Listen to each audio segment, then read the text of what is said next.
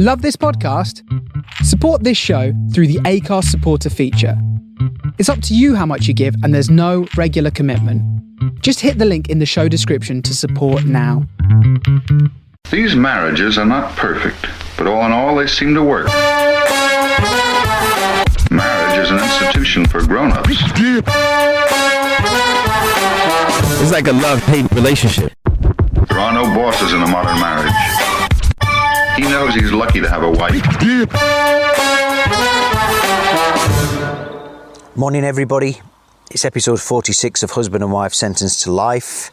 #Houstel. And it's Simon here. It's Laura. Morning. Morning. It's a very grey morning. It's damp. It's not rained. It's 10 to 9. Saturday 25th of September. 17 degrees up here in Hill. Don't feel cold. It doesn't feel too bad, no. It does look like it's going to rain right now, but it did look a little bit like this yesterday, and then the sun came out, so who knows. They're reckoning it's going to rain from about 5 till 8 o'clock tonight, but we'll see. Squirrel was walking across the garden from my vantage point of the toilet this morning. Oh, I missed that. He was hopping around. I chucked him some nuts out, some salt and vinegar nuts, but he's not reappeared. I don't know if that's what they eat. I'm pretty sure they don't. So let's go back to yesterday. Starting with, I finished the Bob Mortimer audiobook yesterday. Yeah. It's called And Away, which is what they say when they let the fishers go. Yeah. In, what's it called? Mortimer and Whitehouse Gone Fishing. Yeah. Finished the audiobook yesterday. It's brilliant. I've tried not to tell you anything about it. Okay. Because there's so much I want to tell you about it. I wish you'd listen to it at the same time so we could talk about it. I'm still reading my fake murder mystery book. I thought you'd have gone on to true crime after our recent escapades. It's brilliant. 10 out of 10. Such a comforting read, such a funny read, such a sad read. Yeah. I wanted the book. And I think I might buy the book because it's just one of them books. I think it'd be a comfort to have around, and it's got the pictures in. That's when audiobooks let you down, biographies. Yeah. Because you don't get the pictures. Yeah. Whenever it's a biography, you get them pictures of them when they were 8. And so it's one I'd quite like on shelf. But anyway, get it. It's called And Away.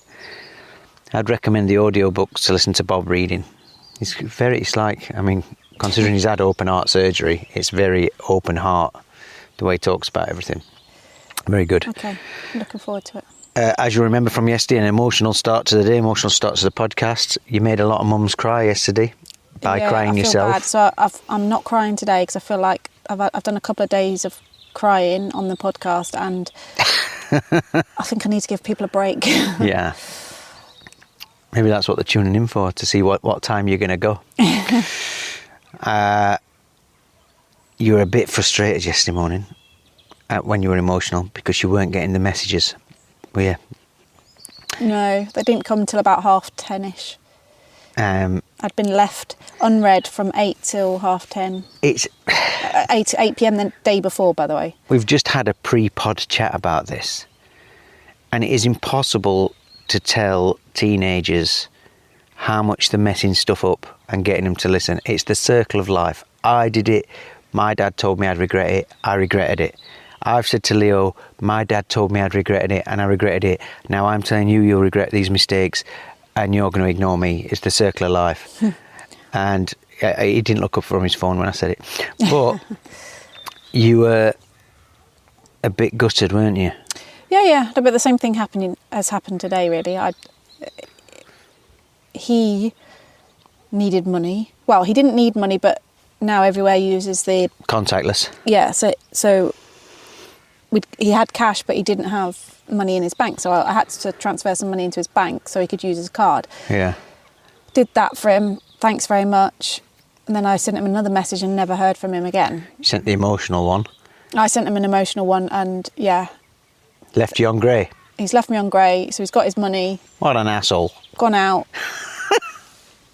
And left me on grey. So I'm doing that thing again, checking all night, And the hardest thing is, he's on his phone. He's become...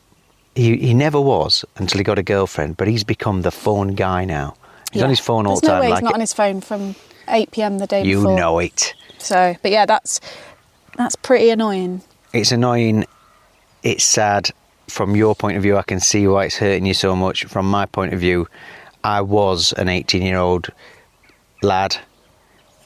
Although I'll say this, when I was 19, I went to do Camp America. And I wrote to my mum from America, big, long airmail letters, par avion, remember that? I wrote huge letters to my parents, at least weekly, like in diary form, saying everything that was going on. I went travelling and I did the same thing. And that's writing letters, by the way. Which is a lot more of an effort than replying to a text. So I loved doing it. It's a lot easier for these guys. Yeah. With the mobiles, you know. He's got a talk coming. Yeah. But it's a minefield because we're on a plane in 2 days and you don't want to upset him, but he needs a bit of life lesson business before we leave. Yeah. You know, in the same way that he's never going to fold his jumpers and t-shirts like we talked about yesterday. Yeah. He's never going to, but this is a bit more important. I don't care if his clothes are creased. He's going to have creased relationships if he don't sort himself out. He's always been rubbish with the replying to text, even pre-uni. He's always been rubbish. But now we've seen him doing it. We've seen him doing it with a girlfriend and we've seen him doing it with all his new uni friends. For the last 6 months, he has been on that phone and you need a piece of that pie. Well, it's the only thing I've got, isn't it? Like, it'll, you know, once we're back in Dubai. Yeah. It's the only thing you've got. No, I meant from him. Now, Honey is back in Dubai. We did hear from her because if there's one thing Honey does like to do, it's talk about herself.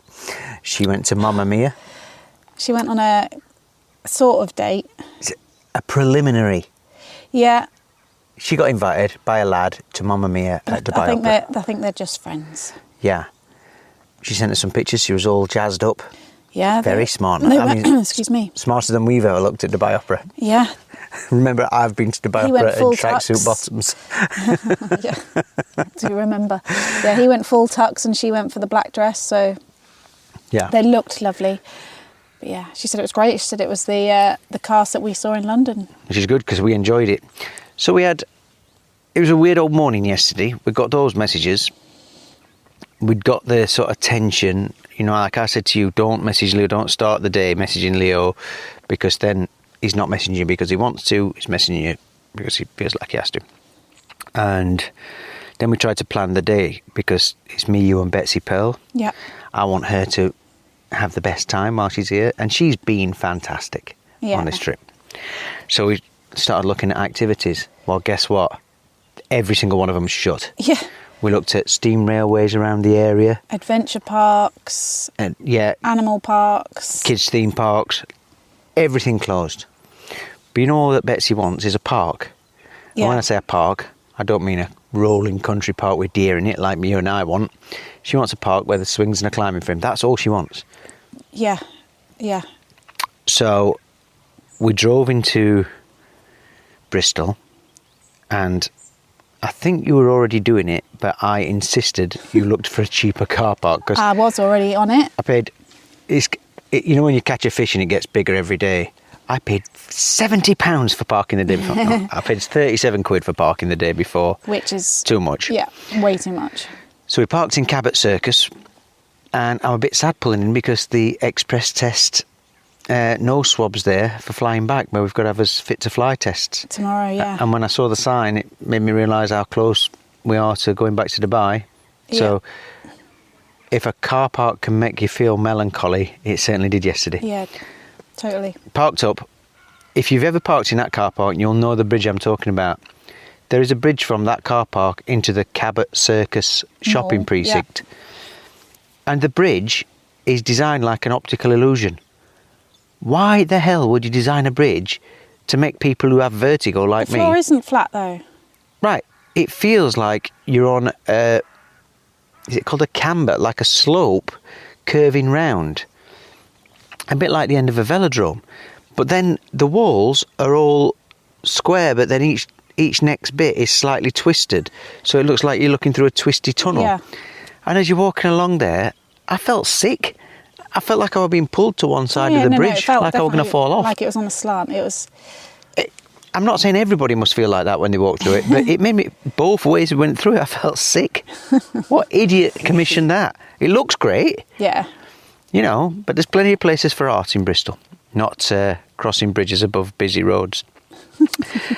Walked through Cabot Circus and called into a place called the Arcade. We found a really kooky card shop, which had some of the best cards I've ever seen in my life. Yeah. Betsy was... Really funny. Very rude. Very Bristol. Yeah. All the subjects. You want to buy a couple of little cards for a couple of emotional messages, which will probably not even get read. Because you're a mum.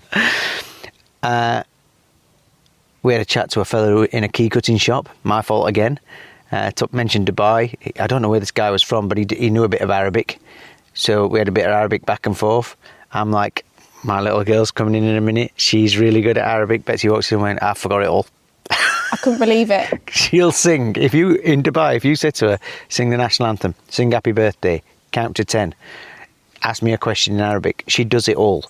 She just stood there and went, nah, like she'd never been there. Yeah, she just got a total mental block, didn't she? She was... So, hats off to the education system in Dubai. It's working a treat. We went in a vintage shop called Sobeys, which was a good vintage shop. Yeah, it was less vintage, more, you know, like... Charity. No, because I think of a vintage shop as like basically an expensive charity shop. For me, it's a charity shop with an extra zero and exactly everything. That, but this wasn't like that. This was, somebody had made a dress out of some wild material, like wacky material, and then they repeated the dress several times in different types of material. Which is cool. But there was all the things like shell suits and old tracky tops and denim and grandad suits that you get in vintage charity shops. I found some cord dungarees that I loved, but they were a bit... They would have fit me. They were absolutely massive. And I'm saying, well, try them on. And there's 3 change rooms, and we said to the girl, can we try them on? No, you can't use change rooms a minute. But we do have a returns policy. Everywhere's saying that. Now, I know it's COVID and that, but come on. Surely trying it in the shop rather than taking it out to your home, trying it on at home and then bringing it back is worse. Yeah. That doesn't make sense to me. So, no vintage was bought. No. And then we walked up a round corner and ended up outside Primark. Now, as we rounded that corner, and by the way, there was no way on earth that I was going to go in Primark, and I don't think you wanted to. As we rounded the corner, we could hear the beat of drums. Yeah, like a marching band. Like a march. Yeah. Didn't know what was going on. We turned the corner. Hundreds of people, tons of police, cars, police on bikes, police on foot. And we're like, aye, it's kicking off here, what's this? So we sped up to catch up with the protest or march or whatever it was. Yeah. And as we got closer to them, we realised it was Extinction Rebellion, who are huge at the minute. These are the ones who are blocking the M25. The HS... Is it HS2, the speed train project? Basically, the heart's in the right place, I think. They're trying to save the planet. Well, yeah, it was a peaceful protest, and I read up on it, and apparently for 2 weeks they're basically going to big cities and doing these peaceful protests at each city, and then the entertainment, they're doing different forms of entertainment to attract people, which it did. And I burst into tears. That genuinely happened. So I'm taking photographs and videoing it for my Insta, and I've got some stuff for podcasting for memories. I turn around, you're in floods of tears. I'm like, what's the matter? And you went, what did you say? Well, no, I found it really moving, and I actually just wanted to join in. Well, there are kind of people. Yeah, and I think, and I wanted to get Betsy's hand, and because there were other kids in the march, and so many things, like different emotions and feelings and thoughts came into my head at that point. Like, I thought, this is where I need to be. Yeah. Like, I had that feeling of, these are my people. Yeah, no, you're right. And I know that sounds a bit hippie-ish and stupid, but, you know, like, we all often have discussions about the whole saving the planet thing, and obviously ethics, we're vegetarian and all that stuff. And then in that point, I thought, I need to become a vegan as well. Yeah. Which we have said, if we lived here, the range of food here, we could become vegans much on quicker, day one. Yeah. Because there's everything we'd need. And I thought this is what our children need to be part of, because they need to have freedom of speech, which they don't get.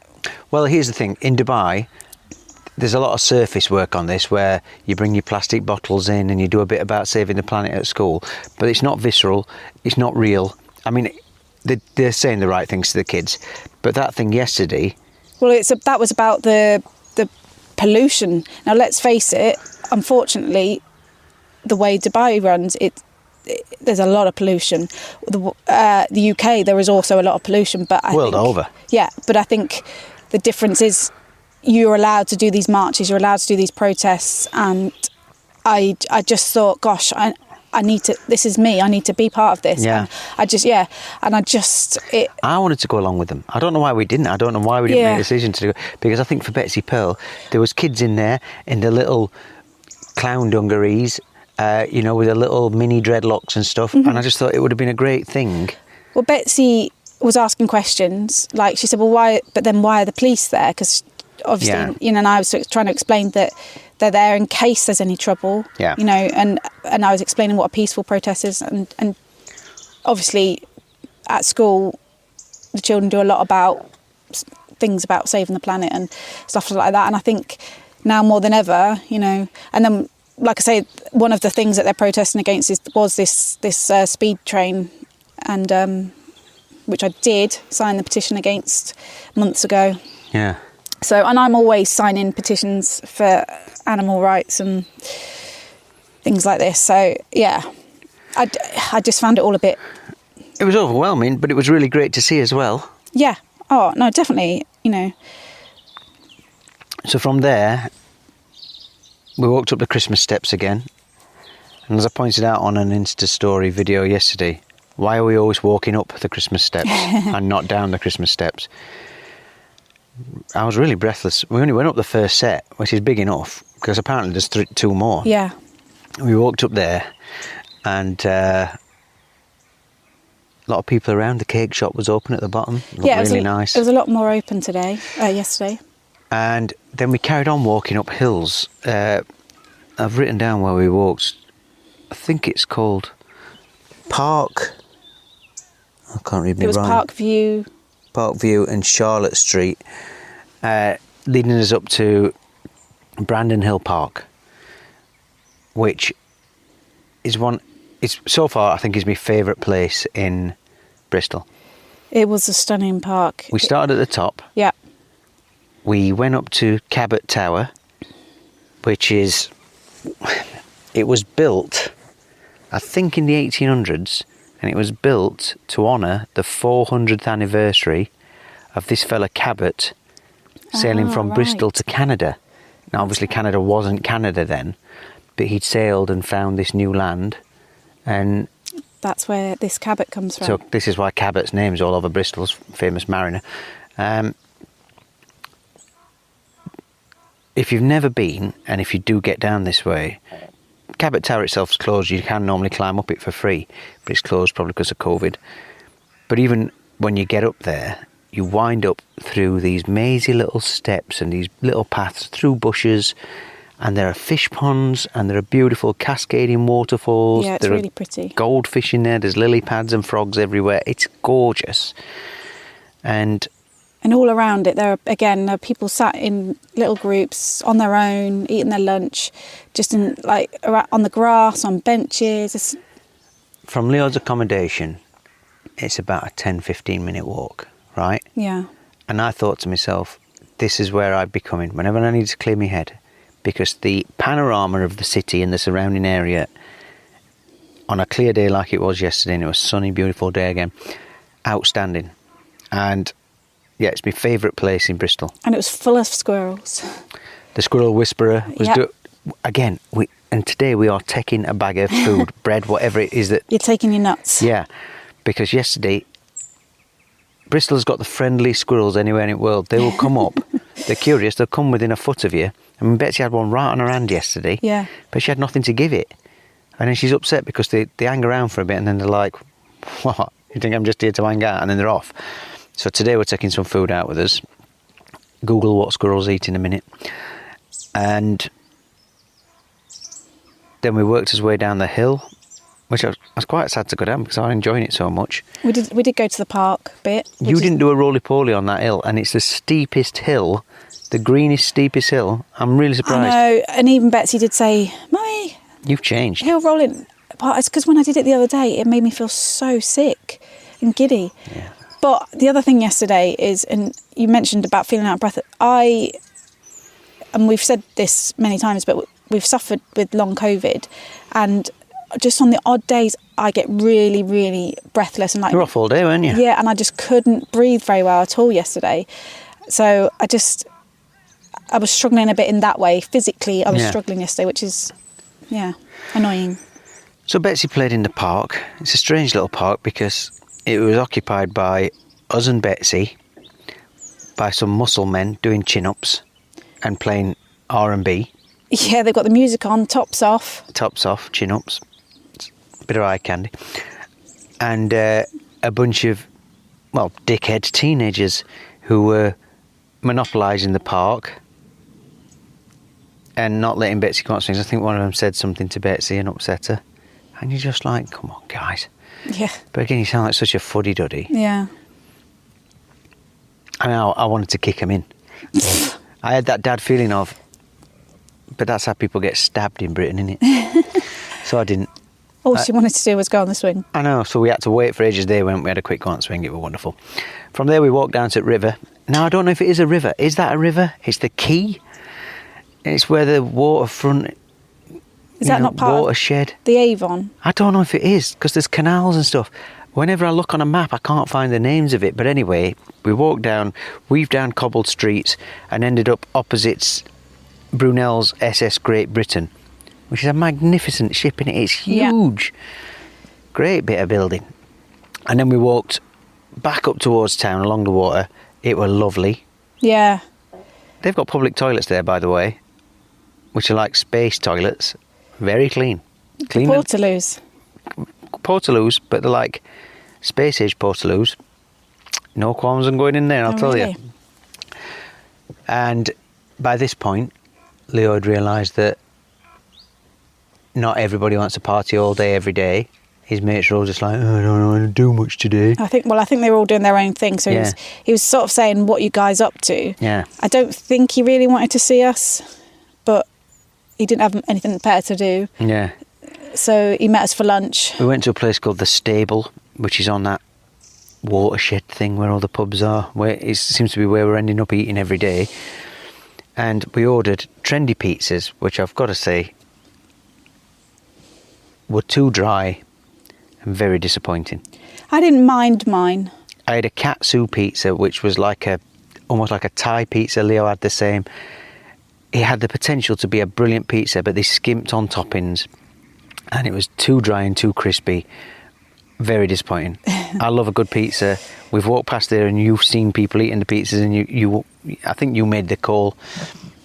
I'm not blaming you, but I was left disappointed. No, I don't think I did. No. I think you did. No, I'd said I fancied some pasta.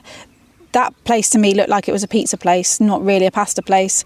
It had pasta on menu. Well, it had macaroni and cheese. But all different mac and cheeses, different flavours, which is pasta. But then we sat down and none of them, they were all off. Yeah. So a largely disappointing meal. Leo regaled us with stories of going to his first ever nightclub and how someone had to pay for him and a surprise to Leo's behaviour, he'd not paid for anything. His mate had bought him drinks all night. Yeah. So he's been to a nightclub for the first time. And just to make you feel more comfortable, he said somebody got bottled, which is nice. Yeah. And it sounded like he'd had a good time. He'd been up first in his flat. He wasn't sick, which is a plus. Yeah. Normally he's being sick, so... But he had the meal and literally finished his drink and went, right, I've got to go and eat toilet. I said, there's toilets in bar. Because I'm thinking, he would walk around town with him for a bit. Nah, I'm going home. So he literally turned up, had the meal and left. Yeah, it was all a bit weird. Wasn't it weird? Yeah. Left me kind of feeling like maybe we should have just left it until Sunday when we said we were going to see him. You know, because you want a bit more, don't you? Because these are the last couple of times we're going to see him. So yeah, that was that. And then we had... oh, hold on. We had crepes then, didn't we? We did. We went to Betsy's favourite. It's called the Bristol Crepe Kiosk. It is really good. Massive crepes folded into a little triangle shape. Yesterday we had Nutella and crunchy. Honeycomb crunchy smashed up in it. And I think they're worth the £5. Yeah. We sat there, outdoors, people watching. Oh. And there's a lot of people to watch. It's a great people watching spot. Search your neck, there's that many people to watch. Betsy and I sang a Manic Street Preachers song a bit of your own together. Busking. According to Betsy, people liked it. The new Manics song. And then a busker who'd earlier been in Cabot Circus, and he was good. He was very acoustic, very, I don't know, what would you say? I don't want to say Ed Sheeran. He was more, what's the guy who did Cannonball? Damien Rice. Yeah. He was a bit more Damien Rice, a bit more folky. And... well, he did a bit of Dylan, didn't he? Yeah. He was there, but then he was back next to the crepe place. He turned up there with his dog and his speaker. And I'd given Betsy some money to give him earlier on, but what I did is I snuck behind him and I took a couple of pictures of him from behind as he was playing. Beautiful photos. I put one on my Instagram. And then in between songs I showed him the pictures. I'd said to you previously, do you think I should email them to him? I'm going to sneeze. Here we go. Hold on. Oh, excuse me, sorry. Is it just a one? Nope. Tour? It's not the 7 or 8 we sometimes get, is it? No. Yeah, so I said to you, I'm going to email him these pictures, and you went, he won't have an email. Because he had the look of a homeless, but he wasn't a homeless. He's got a really nice guitar and an amp. Yeah. You know, and I wouldn't be surprised if he was making between 100 and 200 quid a day. We saw a lot of people throwing money in. I reckon he's probably making closer to 200 quid a day. I don't know. Oh, I think he probably is. Maybe he's not doing it every day. Maybe he only has to do it a couple of days a week, but he's making his money. Bristol seems very kind to a good busker. So anyway, I went over and I said, I just took these photos here. And instantly he went, can you send them to me? So I got his email address, sent them to him. And I said, you on Instagram? Thinking he probably ain't on Instagram. Yeah. Yeah, I am, yeah. So I tagged him in the pictures. And as we were leaving, he says, I might use one of your pictures as my profile, which I thought that was quite nice. Yeah, it's nice. Lovely picture. Do you know what? I find it really comforting seeing buskers. I love buskers. Yeah. I could sit and watch them for hours. Well, we did. We just sat there, didn't we? Watching people, watching him, listening to his songs. You know, one of my favourite people that I saw was this lady who looked older than us. So I would say she was in her 50s. She had a crop top on and some weird bottoms and then a skateboard under her arm and a cap. She was just brilliant. And the skateboard is almost like a Bristol essential, isn't it? Yeah. Everybody seems to carry a skateboard. But she didn't look like your typical skateboarder, let's put it that way. But no. she was one of my favourite people watching spots. Looking forward to getting back down there again today, actually. So we had a wander through town then. And, headed back towards the car. I felt a bit flat by that point. We called into HMV, and having sang the new Manic Street Preachers song, I begged you to let me buy the album, so I bought the new Manic Street Preachers album, limited edition version. 20 quid though. And the one I wanted to get for you, because we'd heard it in the car driving down on Radio 2 yesterday, it was Michael Kiwanuka's album. It's called Kiwanuka. Yeah. Well, he's got 2 albums. Yeah. Now, they both seem to be double albums, but they both seem to only have enough songs on that you would get on one album. Yeah. So they're heavy when you pick them up. His albums are £38 each. Yeah. Now, the last time I bought vinyl, it was less than £5. And I'm talking about buying it from the shops. And this is by the time Virgin Megastores were around, albums were £5. CDs were £10. Yeah. But if you could still get vinyl, it was a £5. I can't believe how much records cost these days. Yeah, no, it was silly. And like, for me, like I've said before, I can listen if I want to listen to it in my car. I'm going to stick it on my phone anyway. So I might get a record player in car though. So then we took Betsy to a toy shop and we got her some toys because she'd been so good. And I think she's picked up on the money thing because she's asked for a few things, and there's been things that are like the teddy bears and they're £8 and £10. But part of my thinking is getting it in a suitcase. Part of me thinking is over the years we have bought her insane amounts of stuff like There's that. no point buying for the sake of it kind of thing. But then in this toy shop yesterday, I think we both, it went unspoken, but it was like, let's let her get some stuff. Yeah. But she almost didn't want to. No, she kept saying, oh no, that's too much money. Yeah, and I felt it broke me out a bit, but she ended up coming away with some booty, which were nice. Yeah. And we walked back to the car, back across the vomit-inducing Tippy Bridge at Cabot Circus. And then we drove home, but we went home via Thornbury because we needed to get some firelighters. Laura was promising me a decent fire last night, and we needed petrol. Yeah. For the thirsty Skoda. Well, I'd missed this in the news. Over the last couple of days, if you've been following the stories, one of the big things is a carbon dioxide shortage, which is very strange and feels like you're in an Arnold Schwarzenegger film. Yeah. The other thing is, I think because of the lack of HGV drivers, there's a petrol shortage. The government is begging people not to panic buy petrol. They're saying there's no need, there's enough petrol to go around. You just might have to find a different petrol station. There are petrol stations everywhere. I've been semi-listening to this on Jeremy Vine's BBC Radio 2 show as we drive around. You've not picked up on it? No, I'd heard about the carbon dioxide thing, and every time I've gone into a supermarket, I'm like, God, they've got nothing on their shelves. It's so annoying. Yeah. Or it's... There's definitely something going on. Yeah. It's not just newspaper headlines. But the government said don't panic buy your petrol, and I just didn't think about it. And then as we pulled in towards Tesco's in Thornbury, there's queues of cars getting in. Yeah. I'm thinking, what's going on here? And we went into the Tesco bit, and there's queues of cars getting out. And then I realised as we went past the petrol station bit, there's a guy guiding cars into different lanes. Yeah. And I'm like, this is the petrol shortage, which I think is the first you really knew about it.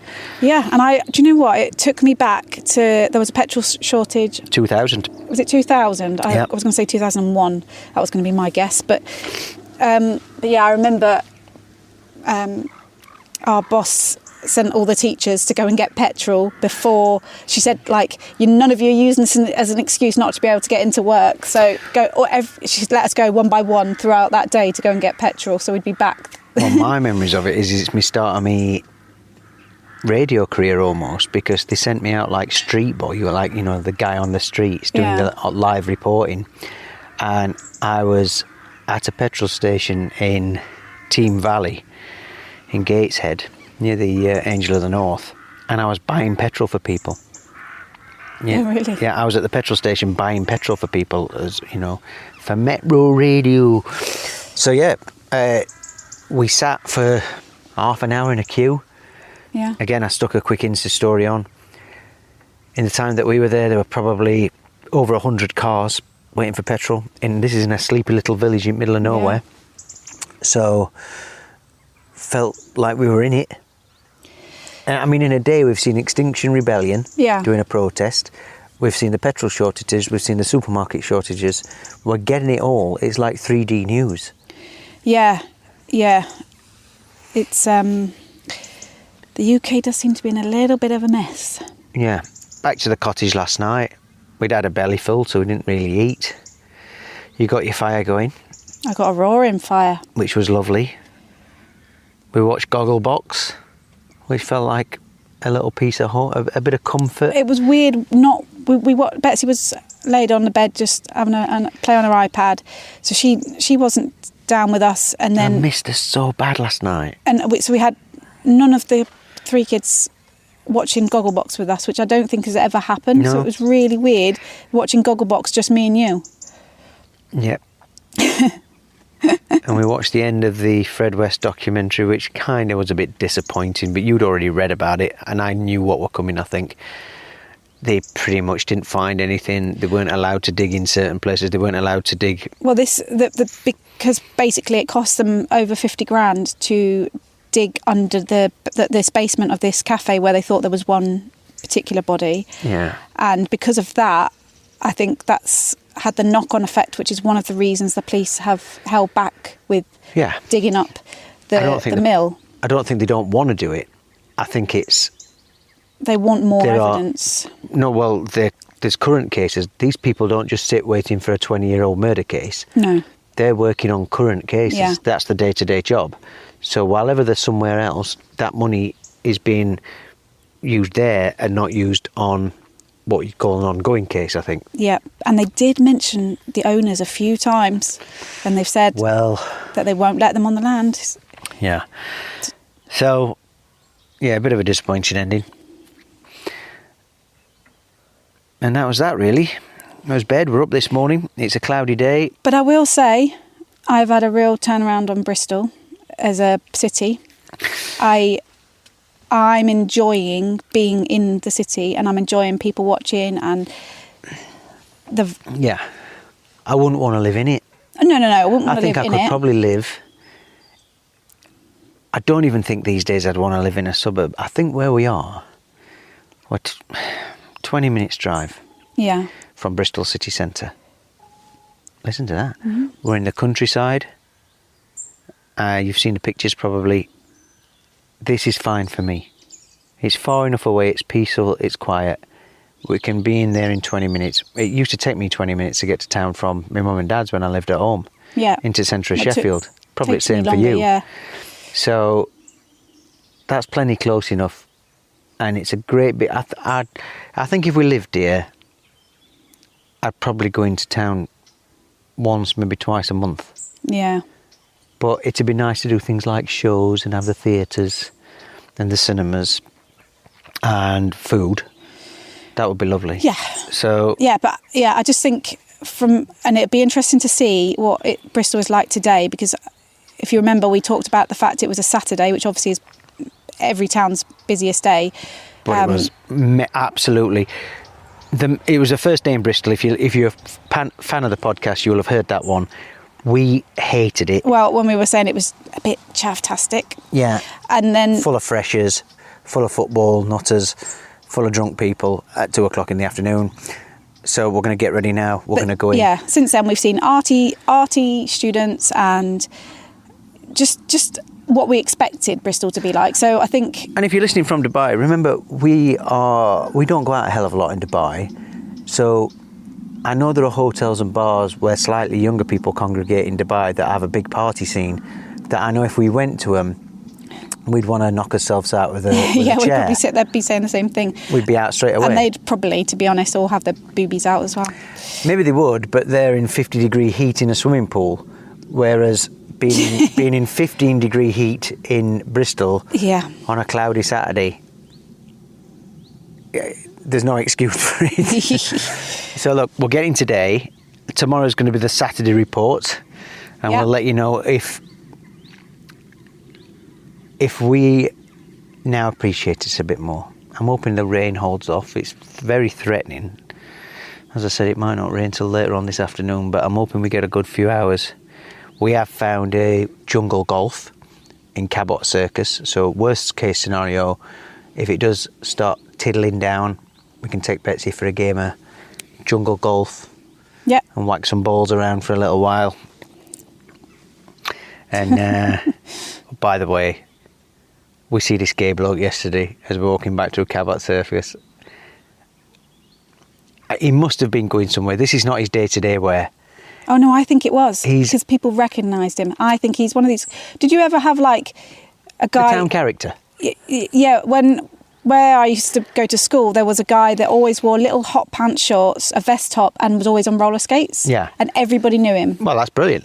And no disrespect to this guy, because he put a big smile on my face, But Betsy Pearl has obviously lived a very sanitised life where she's not seen much of this. So even for her, watching people walk past every day, seeing people's different styles, she loves all the clothes. Well, he was like a 60-year-old man wearing the Fame kind of outfit, headband. He reminded me of when Matt Lucas does The Only Gay in the Village. Yes.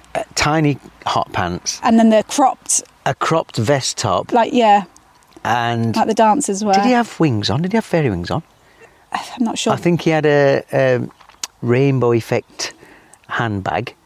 And fluorescent pink as well. He looked like Bluto out of the Popeye comics. He was a big lad. I mean, he was heavier than me, big belly and a big beard. Yeah. And he was approaching us from the right-hand side, and we were walking with Betsy Pearl in between us, and I'm like, Betsy, have a look here. And Betsy's face was a picture. She loved it. She just this high, she laughs like an old lady. So it made me day that. Yeah, right then. Definitely some characters. And there's going to be 3 more as we head into town today. Okay. So we'll see you tomorrow, everybody. Shall I try and do my comedy bye? Yes, you sounded down on your bye yesterday. You Well, went bye. I think we've sounded like that today, haven't we? I think it's the blue sky's not come through yet. No. Right, are you ready? What shall I do? Are you going to try a new bye? Bye-zy bye. How's that? Crap. Have you got what else in catalogue? Au revoir? No. You want it just to be... I just almost left wanting when you do a bye on the podcast, I think. And you're the last word on the podcast. Come on. Bye. No? I think it should just be you. Bye. See you tomorrow. The end.